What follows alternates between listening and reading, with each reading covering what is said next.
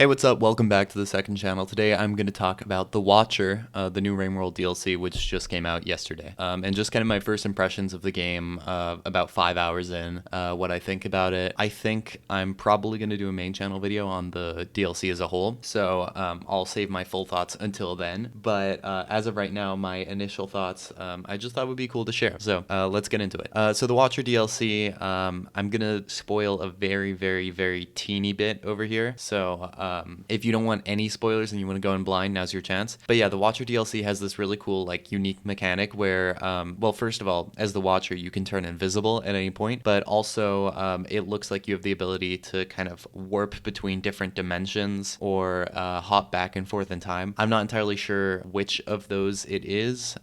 It could be one or the other, or it could be both even, honestly. The DLC is absolutely fantastic so far. It is incredible. I was actually a little bit nervous when I first booted it up because you start off in this place called Hydroponics and you kind of walk around for a bit and then all of a sudden you're in Industrial Complex, and I was like, oh no. Because Downpour, while I loved it and I thought it was great, I have all the achievements and everything, so I love RainWorld. I'm making actually quite a long video on the main channel at the moment on RainWorld and Downpour, and I'll throw in the Watcher into that too. But while I love Downpour, it suffered immensely from the fact that it was the same map every single campaign over and over and over again. And I know that the Saint, for example, changed things up, made it winter, you know, stuff like that, but it still just was so samey. And so when I first started playing the Watcher and you go down from Hydroponics and all of a sudden you're in Industrial Complex, it's like, I hope this is not the same deal. But luckily it's not. So anyways, you're kind of just in the basic map, but it's walled off. So you're not able to leave. You're not able to visit Moon or Five Pebbles. You're not able to leave, like, go further than Shaded Citadel. Same goes for Chimney Canopy and Farmer Rays. And essentially, you have to collect the echoes at Farmer Rays, Shaded Citadel, and Chimney Canopy. And once you collect all three of the echoes, then the real game begins. So until then, it's kind of just like basic RainWorld, except the world's a little different.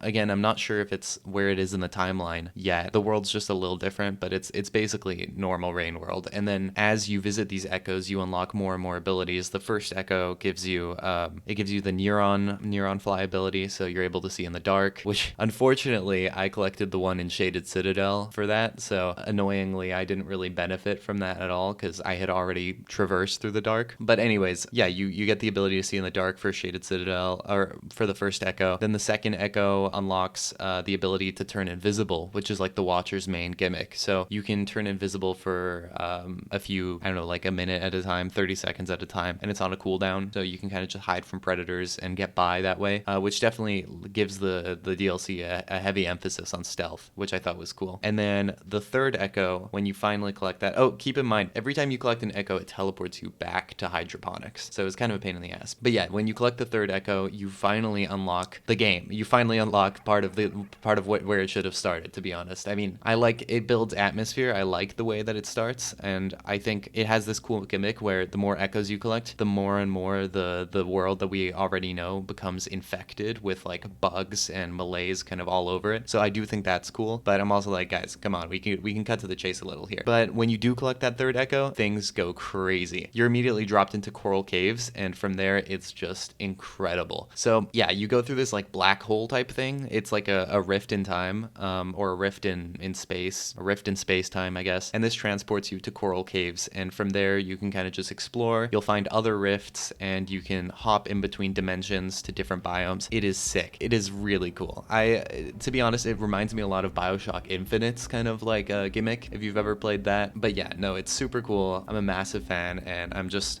excited to play more, to be honest. I mean, once you reach all these new biomes, it's just a bunch of brand new content. Tons of really unique creatures. I feel like they took a lot of, I feel like they definitely saw what people were saying about Downpour, you know, like, oh yeah, it's cool, they have some new creatures, but most of them are just reskins of lizards or reskins of this or that with, like, a couple new abilities. So I feel like they heard that and they were like, okay, cool, we're gonna make some new creatures. So you have these, like, behemoth, like, I don't know, they're kind of like the reindeer, but I think they're aggressive.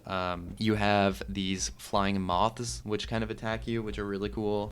You have these little spiky guys all over the place. There are these enemies that sound like they're an engine, like they sound like a motor oil engine, and they are horrifying. But yeah, no, it's just all around. So far, I'm loving it. And yeah, apparently this is just the tip of the iceberg. From what I heard, this has tons more content. They say that it's the biggest expansion to date, which means it's probably bigger than Downpour. I don't think it'll take as long to complete as Downpour. I'm assuming by that they mean like they have more unique content, like more original content compared to Downpour, because it seems from the point that you unlock like the teleporting ability, the game has a completely original map. It's a completely brand new campaign in the Rain World engine, which is what I wanted from Downpour. So I'm so glad to have it here with The Watcher. But yeah, that's gonna be it for me. I really love this DLC. Definitely check it out if you haven't already. And yeah, let me know what you're thinking about it, if you're enjoying it in the comments. And yeah, I'll probably make a video about it on my main channel. So go and subscribe to that. That's on screen right now. Anyways, thanks for watching. You can subscribe to the second channel if you want or don't. I don't really mind.